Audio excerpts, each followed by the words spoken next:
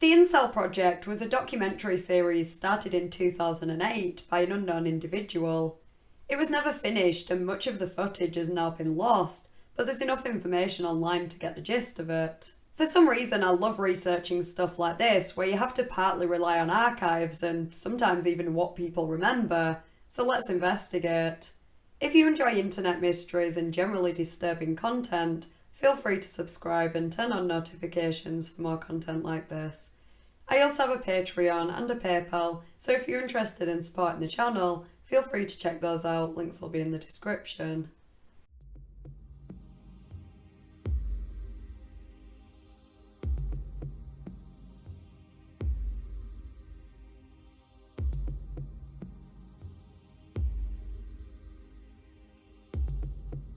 Before we get onto the project itself, it might be useful to take a quick look at the history of the incel movement. The word incel is an abbreviation of involuntary celibate and is defined as a member of an online community of young men who consider themselves unable to attract women, typically associated with views that are hostile towards women and men who are sexually active. The term involuntary celibate wasn't unheard of at the time, but incel only really took off after a woman named Alana, who never revealed her last name, started a website for lonely people in 1997. Alana described herself as a late bloomer and said she wondered if there were others who were lonely and struggled to find love, and so Alana's involuntary celibacy project came to be. She posted articles and ran a mailing list, and both men and women would talk about their problems. She says there was a bit of anger and some men were a bit clueless about women, but overall it was a friendly and supportive place. Alana initially used the term incel until someone suggested incel was easier to say. Arguably, the rise of the internet would have inevitably resulted in such a movement sooner or later, but Alana's website is seen by many as the origin of the incel communities that have such a bad reputation today. The modern day incel has a very specific set of beliefs relating to relationships and why they aren't getting any. It's not because they choose to sit behind a computer screen all day rather than putting themselves out there. It's not because they have ridiculously high standards that they're not prepared to lower. And it's certainly not because they have a shitty personality and zero respect for women. For the vast majority of incels, they simply believe they aren't attractive enough to compete with so-called chads, i.e. physically attractive, confident and successful men who have no trouble finding a romantic partner. There are some exceptions. For example, mental cell is a term used to describe someone whose inceldom can be attributed to a psychological factor, for example a mental illness or other issues including hedonophobia, a phobia of experiencing pleasure or fun. Physical attractiveness is subjective, and for some it only develops properly after an emotional connection, so the idea that there's anyone out there that no one would find attractive seems very unlikely. Still, incels often cite their height, build, and even the jawline as reasons for them not having much luck when it comes to women. Body dysmorphia seems rife within these communities. It's not uncommon for them to post selfies, hoping that others will reinforce their warped view of themselves, and they're rarely disappointed. Thing is though, many of them aren't actually bad looking, and I don't think it's their appearance that's holding them back, but rather the echo chamber they've fallen into that causes them to spiral further and further into self-loathing and lack of respect for women. It becomes a self-fulfilling prophecy. Not only do incels hate chads out of jealousy, they also hate stacies, attractive women who only date chads. Women in general, or should I say femoids, are not worthy of respect, but stacies are just the absolute worst, partly because incels believe they are promiscuous and yet still will not have sex with them. While the incel community is a depressing place full of anger and frustration, most of the time that's only directed towards themselves. At least the majority of them have never physically harmed anyone else. There have been a few exceptions in the last decade or so though, and these incidents have not only shone a light on the community, but given it an extremely bad reputation. In August 2009, George Sedini shot and killed 3 women and injured 9 other people before taking his own life at a health club in Pennsylvania.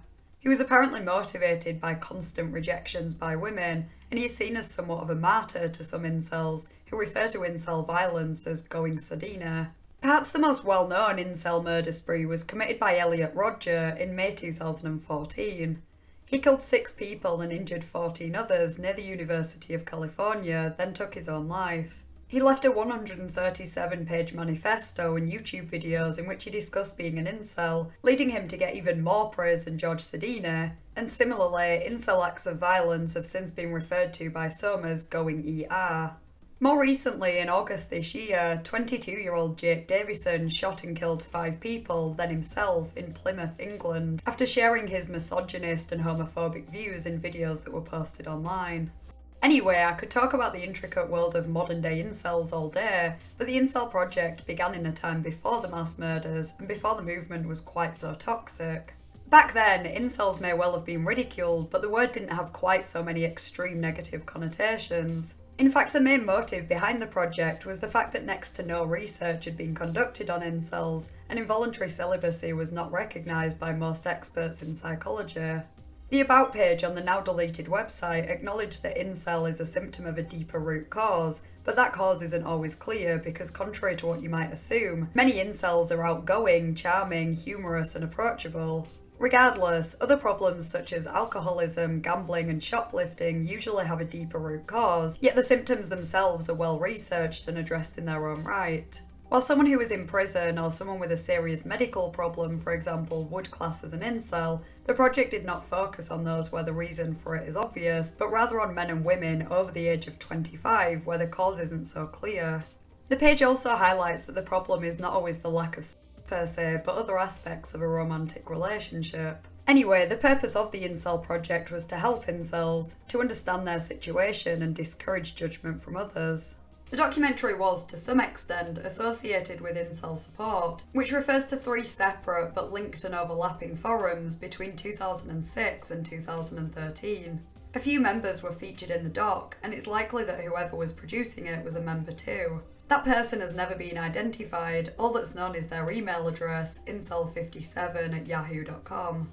I tried emailing them but didn't get a reply. It was worth a try, though I doubt they even use that account anymore. IncelSupport gave a number of reasons for why someone might be incel, including geographical isolation, social isolation, economic hardship, discouragement from past experiences, low self-esteem, physical or mental illness, and unresolved family issues.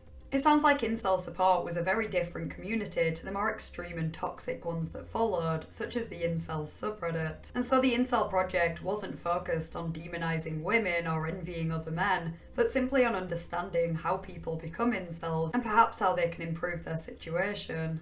It comprised of 10 segments which were uploaded separately online, with the intention of editing them into a full documentary. 2 drafts were uploaded too, though not much seems to be known about them.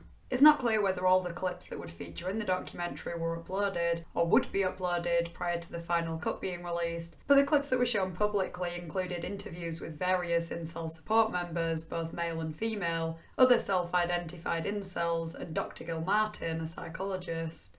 Dr. Gilmartin's section was nearly 17 minutes long in total. An 8-minute clip can be found on Dailymotion now, but this is one of only 2 remaining clips from the documentary. Brian Gilmartin was one of the most prominent researchers on incel and what he called love shyness. He wrote 3 books, Shyness and Love and The Shy Man Syndrome, both about incels, and the Gilmartin Report, which was about swingers. His books were actually much more popular in Japan than in America, where they were somewhat criticised for being pseudoscientific. They weren't totally dismissed and inspired some further research on the topic, but I wonder if Brian is to incels what Freud is to modern psychology. Freud has been titled the father of psychology, so in a way you could consider Brian father of the incels.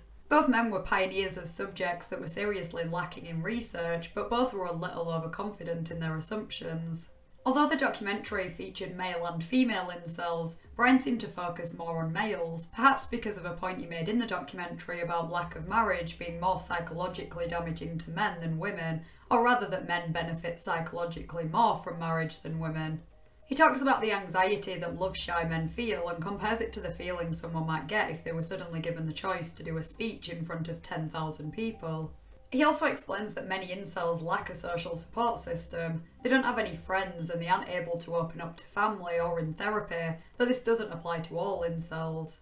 A lot of what he says in his segment makes sense, but some maybe not so much. He talks about teenagers aged 13, 14 and 15 who really want to find a partner but have been unable to for more than 3 months, and implies that's a red flag and that parents need to act.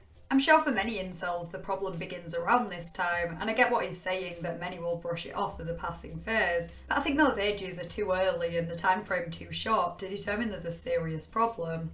If 3 months turned into 3 years, then you might start worrying a bit, but it's not really that uncommon for teenagers or even adults to be single for more than 3 to 6 months. Anyway, I haven't read any of Brian's books, but I assume it's assumptions like those that make some question the validity of his theories. That and the fact that some of his theories are unfalsifiable. For example, in the documentary, he mentions that he believes human beings do not enjoy free choice and self-determination. Free will is an unproven concept in itself, though. It's a topic of much debate, but I personally think the argument against free will is more compelling. Either way, we just don't really know for sure one way or the other, which forms an uncertain base for psychological theories. All that said, just like Freud, Brian's work was still important and he certainly laid the groundwork for future research.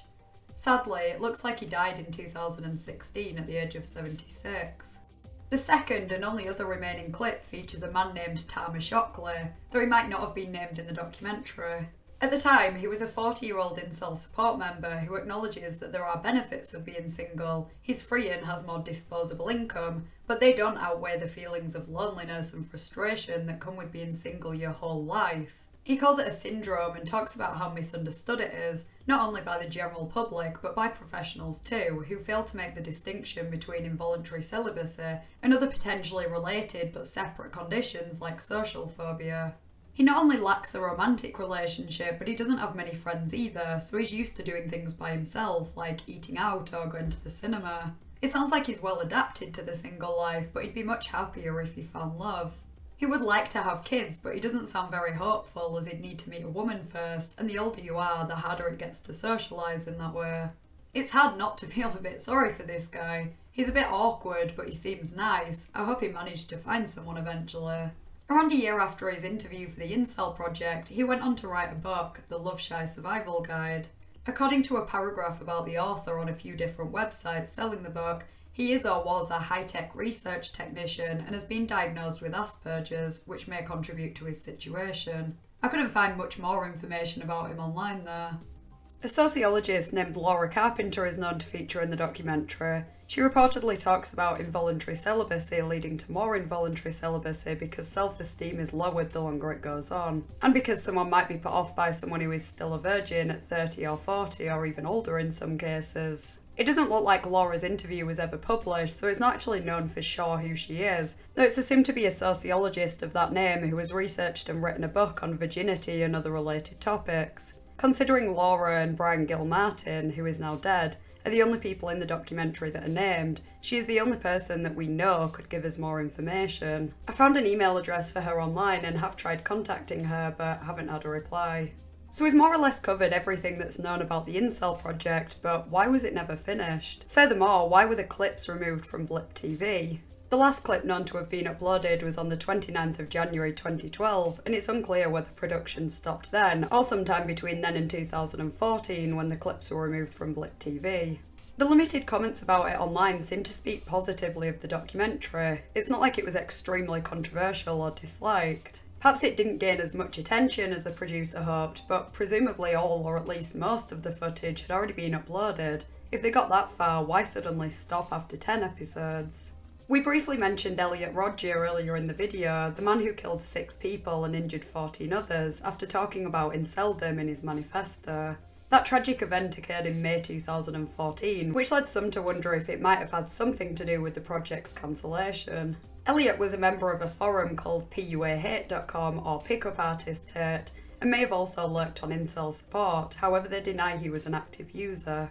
Regardless, the series was removed from Blip TV at least 2 months prior to this. Production likely stopped a while before that, so it's unlikely that the shooting caused the cancellation. I can only assume that whoever was making the documentary gave up for personal reasons. The 2 clips that have been re-uploaded on Dailymotion were on 2 seemingly unrelated accounts. I don't know why only those clips were posted and not the rest. As it stands, the chance of the whole documentary being recovered is slim, as we don't even know if it was ever finished, but I'm fairly confident that someone out there has at least some of the lost footage. It was hardly a blockbuster movie, but it certainly wasn't unheard of in incel communities and on the wider web too. The clips were available on Blip TV until 2014, when downloading videos was widely and easily done. Someone had to save them in the first place to re-upload them on YouTube and Dailymotion, and before they were deleted on those sites, there was ample opportunity for others to download them too. I've tried searching archives of various sites, even contacting people who shared one of the clips on Reddit to see if they could remember anything, and it hasn't really gotten me anywhere. So I'm really hoping someone who might be in possession of the footage will see this video and make it public again.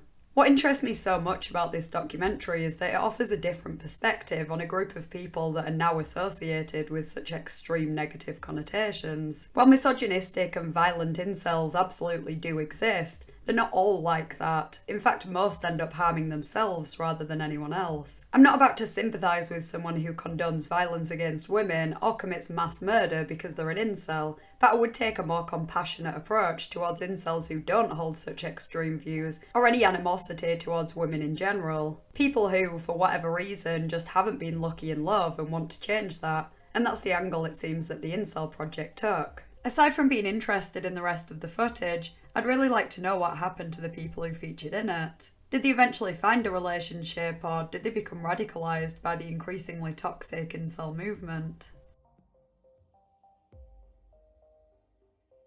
I'd be interested to hear your thoughts in the comments. Have you heard of the Incel project, and if so, can you remember anything about it? If you're in possession of any of the lost footage, please contact me directly. My social media is in the description. If you enjoyed the video, please consider liking and subscribing. Huge thank you to my patrons, whose names are on screen now. I really appreciate your support. Thanks for watching, and I'll see you next Thursday in a new video.